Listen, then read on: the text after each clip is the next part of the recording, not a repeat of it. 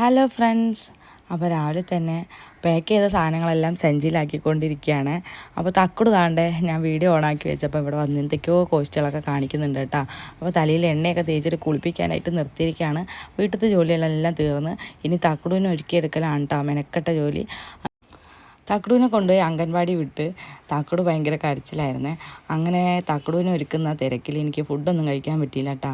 അങ്ങനെ ഞാൻ നേരെ വന്ന് ഒരു കാപ്പിയും ഒരു കൈപ്പത്തിരി കേട്ടോ അതും കൂടെ കഴിച്ചിട്ടാണ് ജോലിക്ക് കയറിയത്.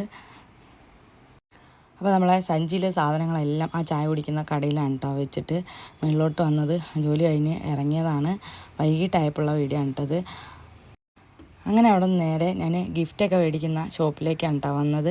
അപ്പോൾ എൻ്റെ ഒരു ഫ്രണ്ടിൻ്റെ വീട് പാലുകാച്ചലാണ്. അപ്പോൾ അതിനൊരു ഗിഫ്റ്റ് മേടിക്കാനായിട്ട് വന്നതാണ്. അപ്പോൾ ഞാൻ ഒരു വാളിലൊക്കെ തൂക്കിയിടുന്ന വലിയൊരു വാച്ച് മേടിച്ചു കേട്ടോ. കുറച്ച് ദിവസമായി കടയിൽ ശരിയാക്കാൻ വെച്ചിരിക്കുന്ന ടോർച്ചാണ് കേട്ടോ. അങ്ങനെ അതും മേടിച്ച്. ഇത് കൊണ്ടുപോയില്ലെങ്കിൽ മനസ്സമാധാനം കിട്ടില്ല കേട്ടോ. ചോദിച്ചിരിക്കുകയാണ്. അപ്പോൾ ടോർച്ച് ശരിയാക്കിയിട്ടുണ്ട്. അങ്ങനെ കടയിലേക്ക് സാധനങ്ങളൊക്കെ കൊടുക്കാനുണ്ടായിരുന്നു. അപ്പോൾ അതെല്ലാം കൊടുത്തു കേട്ടോ. കുറേ കടകളിലൊക്കെ കൊടുക്കാനുണ്ടായിരുന്നേ. അപ്പോൾ വൈകിട്ട് കൊടുക്കുന്നതുകൊണ്ട് മഴ വരുമോ എന്നുള്ളൊരു പേടിയാണ്. എന്തായാലും മഴയൊന്നും പെയ്തില്ല. അങ്ങനെ രാവിലെ കൊടുത്ത സാധനങ്ങളുടെയൊക്കെ പൈസ മേടിക്കാൻ വേണ്ടി വന്നതാണ് കേട്ടോ. അപ്പോൾ ആ ബാക്കിൽ കിടക്കുന്ന സുബീസ് ഫുഡാണ് കേട്ടോ നമ്മുടെ ഐറ്റം. അപ്പോൾ ഇന്ന് കുറച്ച് നല്ലോണം ലേറ്റായിട്ടോ. റോഡിൽ നല്ല ബ്ലോക്കായിരുന്നു.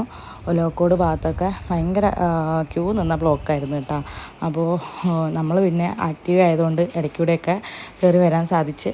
അതുകൊണ്ട് ഞാൻ ഇപ്പോഴെങ്കിലും ഇവിടെ എത്തി കേട്ടോ. അങ്ങനെ ഞാൻ പാക്ക് ചെയ്യാനുള്ള സാധനങ്ങളൊക്കെ എടുക്കുകയാണ്. അപ്പോൾ കുറച്ച് കടകളിലൊക്കെ നമ്മൾ വയ്ക്കുന്ന സാധനങ്ങളൊക്കെ തീർന്ന് കിടക്കുകയാണ്. അത് ഹോൾസെയിൽ ഷോപ്പിലെ ഐറ്റംസൊക്കെ നമുക്കൊരു 10 ബോർഡൊക്കെ വെച്ച് വെക്കണം കേട്ടോ.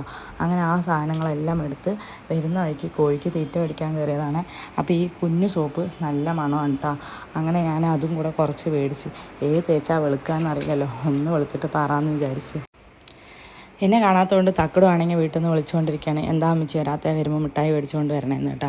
അങ്ങനെ പാക്ക് ചെയ്യാനുള്ള സാധനങ്ങളൊക്കെ അവിടെ കൊണ്ട് വെക്കാനായിട്ട് വന്നതാണ്. അപ്പോൾ അവിടെ വന്നപ്പം അവിടുത്തെ ആളില്ല, വീട് പൂട്ടിയിട്ടിരിക്കുന്നു കേട്ടോ.